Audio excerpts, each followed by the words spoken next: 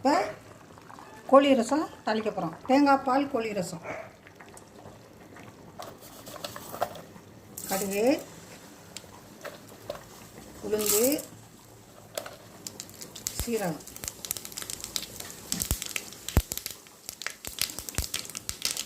பூண்டு, கருவேப்பிலை.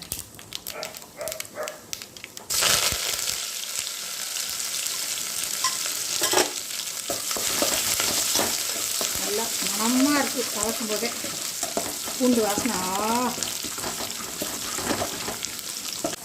இதில் சிக்கனு, மஞ்சத்தூள், வெங்காயம், தக்காளி, சீரகம், சோம்பு எல்லாம் அரைச்சி போட்டிருக்கு.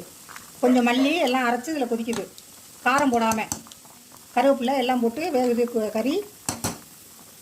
தேங்காய் திருவி ஒரு முடி பால் எடுத்து வச்சுருக்குறோம்.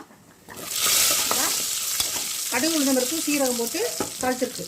இதில் புளியும் கொஞ்சம் ஊற்றிருக்கு. இப்போ தூக்கி இதில் ஊற்ற போகிறோம்.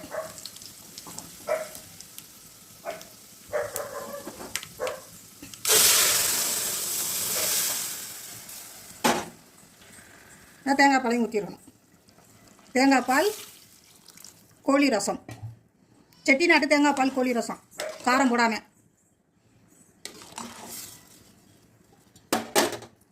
இந்த மாதிரி வச்சு சாப்பிடுங்க.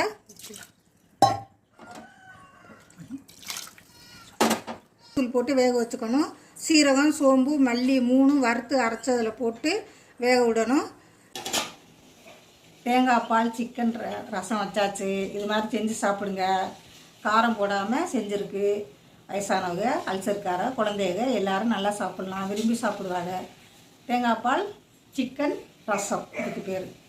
ஓகே, பாய்.